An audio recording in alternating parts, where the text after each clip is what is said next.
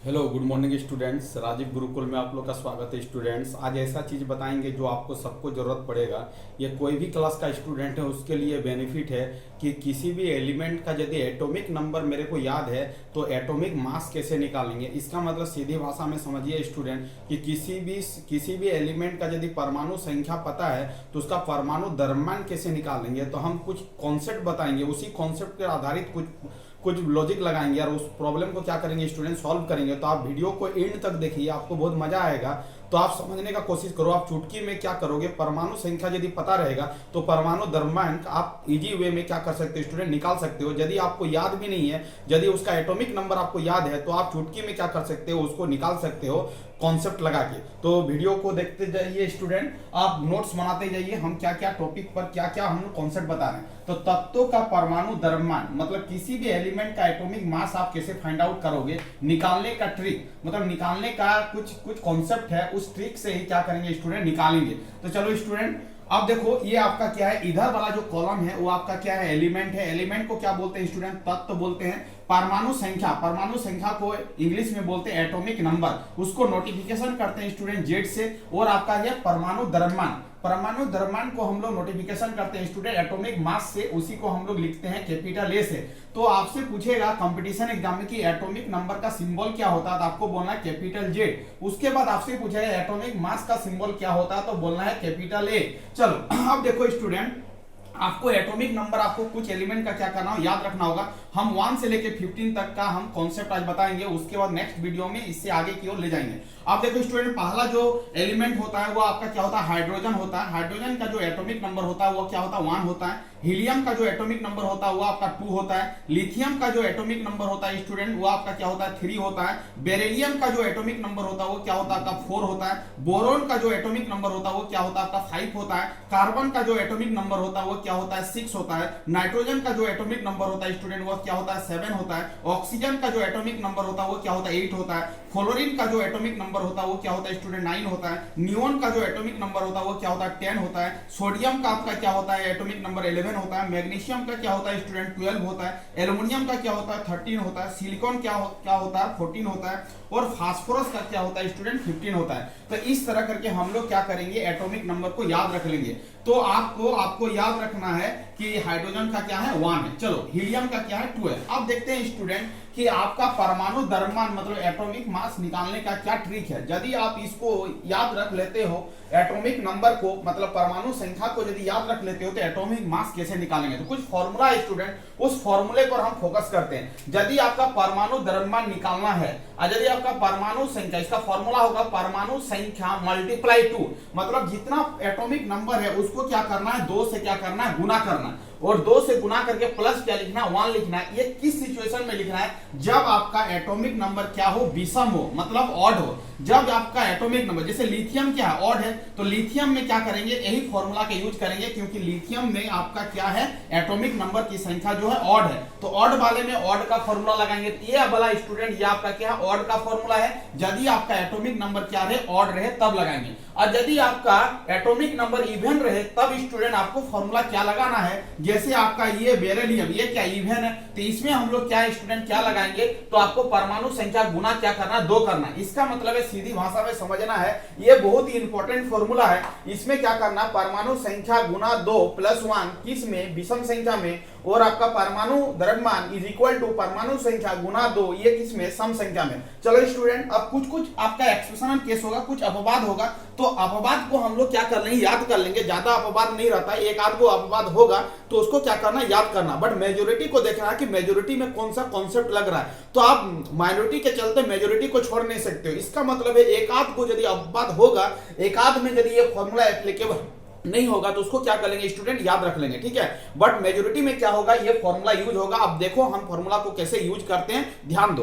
अब देखो स्टूडेंट, अब देखो हाइड्रोजन को पहले छोड़ते हैं। हाइड्रोजन में क्या है, अपवाद है, हाइड्रोजन कभी नहीं लेंगे क्योंकि हाइड्रोजन में आपका एटॉमिक नंबर विषम है। बट विषम वाला फॉर्मूला नहीं लगेगा, इसको क्या करेंगे, अपवाद मानेंगे। अभी इसको क्या करते हैं स्टूडेंट, छोड़ते हैं। चलो हीलियम पर आते हैं। तो हीलियम का आपका एटॉमिक नंबर क्या है, 2 है। और 2 कैसा संख्या है स्टूडेंट, आप ही बताओ। तो इवन नंबर है, 2 कैसा है, इवन नंबर है। और इवन वाला फॉर्मूला क्या है, जब आपका सम संख्या है तो परमाणु संख्या गुना क्या होगा, 2 होगा। इसका मतलब हीलियम का परमाणु संख्या क्या है स्टूडेंट, 2 है, और इसका फॉर्मूला होगा परमाणु संख्या गुना 2। इसका मतलब 2 गुना 2 करेंगे स्टूडेंट तो आपका क्या मिल जाएगा, 4। इसका मतलब यदि आपसे पूछे कि हीलियम का एटॉमिक मास या परमाणु द्रव्यमान क्या होगा तो आपको बोलना है 4। चलो स्टूडेंट आगे क्यों चलते हैं, लिथियम।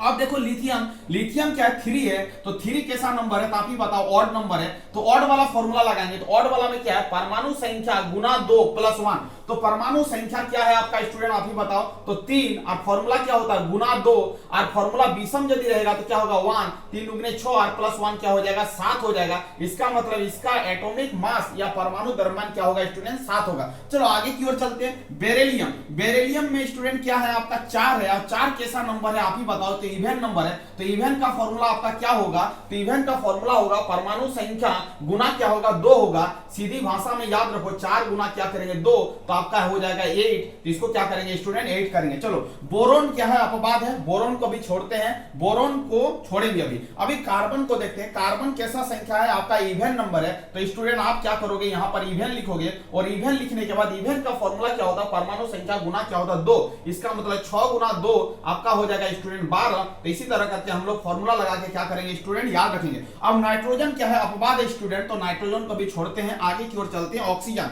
ऑक्सीजन आपका क्या है आप बताओ, ऑक्सीजन आपका क्या है, इवन है। तो इवन में क्या फॉर्मूला लगाएंगे आप ही बताओ, तो इवन का जो फॉर्मूला होगा 8 गुना 2, तो इसका मतलब क्या हो जाएगा स्टूडेंट 16। इसका मतलब आपसे कोई पूछे कि ऑक्सीजन का एटॉमिक मास कितना होता है तो आपको क्या बोलना है स्टूडेंट, 16 बोलना। अब चलो फ्लोरीन। फ्लोरीन का फॉर्मूला लगाते हैं स्टूडेंट, फ्लोरीन में 9 है, तो 9 कैसा नंबर है, ऑड नंबर है। तो ऑड नंबर का फॉर्मूला क्या होगा, ऑड नंबर का फॉर्मूला होगा स्टूडेंट एटॉमिक नंबर 9 गुना 2 प्लस क्या होगा स्टूडेंट 1। तो इसका मतलब 9 दूनी 18, 18 क्या हो जाएगा आपका 19 हो जाएगा। तो इसका मतलब इसका कितना होता है स्टूडेंट, 19 होता है। चलो नियोन। नियोन का क्या हो जाएगा स्टूडेंट, ये आपका क्या है, आपका इवन है, तो इसमें हम लोग फॉर्मूला लगा लेंगे। तो नियोन का क्या हो जाएगा 10 गुना 2। इसका मतलब स्टूडेंट क्या हो जाएगा 10 गुना 2, इसका मतलब इसका क्या हो जाएगा 20 हो जाएगा। तो नियोन का आपको याद रखना है कि नियोन का यदि एटॉमिक मास पूछे तो क्या होगा 20 होगा। चलो सोडियम। सोडियम कैसा है स्टूडेंट, सोडियम 11 है, 11 कैसा नंबर है, ऑड नंबर है। तो ऑड का फॉर्मूला लगाएंगे 11 गुना 2 प्लस क्या होता है 1, क्योंकि ऑड का फॉर्मूला क्या है, परमाणु संख्या गुना 2 प्लस 1। इसका 11 में 22 प्लस 1 23 हो जाएगा। इसका मतलब इसका आंसर क्या होगा स्टूडेंट 23 होगा। मैग्नीशियम। मैग्नीशियम का एटॉमिक नंबर जो है स्टूडेंट 12, और 12 कैसा नंबर है, इवन, और इवन का फॉर्मूला क्या होगा 12 गुना 2 हो जाएगा। इसका मतलब स्टूडेंट इसका क्या हो जाएगा 24। तो इसको क्या करेंगे 24 याद रखेंगे। चलो अब एल्यूमिनियम। एल्यूमिनियम का क्या होता है स्टूडेंट 13। 13 कैसा नंबर आप ही बताओ, तो ऑड। तो ऑड का फॉर्मूला क्या होगा, तो जो एटॉमिक नंबर है उसको 2 से गुना करेंगे और 1 ऐड करेंगे, तो 13 दूनी 26 प्लस 1 क्या हो जाएगा 27। तो ये इसको याद रखना है, इसका जो होगा एल्युमिनियम का क्या होगा 27 होगा। चलो सिलिकॉन। सिलिकॉन कैसा नंबर है आपका 14 है, तो 14 कैसा नंबर है, इवन। तो इवन का फॉर्मूला क्या होगा स्टूडेंट 14 गुना 2 होगा। इसको मतलब इसका क्या हो जाएगा 28 हो जाएगा एटॉमिक मास। तो ऐसे आपको याद रखना, ठीक है। फास्फोरस। फास्फोरस का क्या होगा स्टूडेंट, ये आपका क्या ऑड नंबर है, तो ऑड नंबर है, तो ऑड का फॉर्मूला क्या लगाएंगे आप ही बताओ, 15 गुना 2 और प्लस क्या लगाएंगे 1 लगाएंगे। इसका मतलब ऑड का फॉर्मूला होगा एटॉमिक नंबर गुना 2 प्लस 1 होगा। इसका मतलब इसको स्टूडेंट सॉल्व करेंगे क्या हो जाएगा 31 हो जाएगा। चलो आपको समझ में आ ही गया होगा। मैक्सिमम जो मेजोरिटी वाला सिस्टम है उसमें क्या हो रहा है, देखो 1 से लेके 15 के बीच में सब में फॉर्मूला वैलिड है। इसमें भी वैलिड है, इसमें भी वैलिड है, इसमें वैलिड है, इसमें वैलिड है, इसमें वैलिड है, इसमें वैलिड है, सब चीज में मेजोरिटी में क्या है फॉर्मूला वैलिड है। तो मेजोरिटी वाला स्टूडेंट क्या करना, कॉन्सेप्ट को याद रखना। माइनॉरिटी में कुछ होगा, कुछ अपवाद होगा, उसको हम लोग क्या कर लेंगे याद रख लेंगे। बट मेजोरिटी के चक्कर में हम लोग क्या करेंगे, उस फॉर्मूला को नहीं याद रखेंगे तो वो मेरा क्या हो जाएगा गलत कॉन्सेप्ट हो जाएगा। इसीलिए हमको क्या करना, जो मेजोरिटी वाला चीज है उसको पहले हमको कॉन्सेप्ट डील करके फाइंड आउट कर लेना, और माइनॉरिटी वाला जो एक आध को रहेगा उसको हम लोग क्या कर लेंगे याद कर लेंगे। जैसे आपका माइनॉरिटी में क्या है स्टूडेंट, हाइड्रोजन। हाइड्रोजन का एटॉमिक नंबर यदि 1 होता है, ये आपका ऑड नंबर है, बट ऑड नंबर का फॉर्मूला नहीं लगेगा। यदि लगाते तो 1 गुना 2 प्लस 1 करते तो 3 होता है, बट 3 होता नहीं स्टूडेंट। हाइड्रोजन का जो एटॉमिक मास होता है वो आपका क्या होता है 2 होता है। तो इसको क्या करना है याद रख लेना है, इसका क्या होगा स्टूडेंट 2 होगा। चलो बोरॉन। बोरॉन भी आपका ऑड नंबर है स्टूडेंट, इसको फॉर्मूला लगाते हैं 2 गुना 5 प्लस 1, तो इसका मतलब 11 होता है, बट 11 एक्चुअल में होता नहीं स्टूडेंट, इसका क्या होता है सिंपल 10 होता है, तो इसका क्या करेंगे सिंपल गुना कर लेंगे 2 से, तो ये आपका क्या हो जाएगा 10 हो जाएगा। और इसी तरह एक अपवाद नाइट्रोजन है स्टूडेंट, नाइट्रोजन आपका ये है 7, तो ये आपका ऑड नंबर है, यदि फॉर्मूला लगाते तो 7 दुगनी 14 प्लस 1 15 होता था, बट नाइट्रोजन का जो एटॉमिक मास होता है वो क्या होता है 14 होता है, ये क्या है अपवाद है, इसका मतलब इसको याद रख लेंगे स्टूडेंट, ये क्या हो जाएगा 14 हो जाएगा। इसका मतलब 2 गो अपवाद है, एक आपका क्या हो गया, एक आपका हाइड्रोजन हो गया, 1 से लेके 15 के बीच में 3 गो अपवाद निकला, एक आपका क्या हो गया हाइड्रोजन, हाइड्रोजन का क्या होता है 1 गुना 2 होता है, इसका मतलब 2 हो जाएगा। चलो बोरोन अपवाद है, 5 गुना क्या हो जाएगा 2, इसका मतलब क्या हो जाएगा स्टूडेंट 10 हो जाएगा, ये आपका अपवाद है। और नाइट्रोजन का क्या होगा 7 गुना क्या हो जाएगा 2, और आपका क्या हो जाएगा 14, ये आपका क्या है अपवाद है। तो ये 3 चीज को हम लोग याद रख लेंगे, बाद बाकी रिमेनिंग में फॉर्मूला एप्लीकेबल है,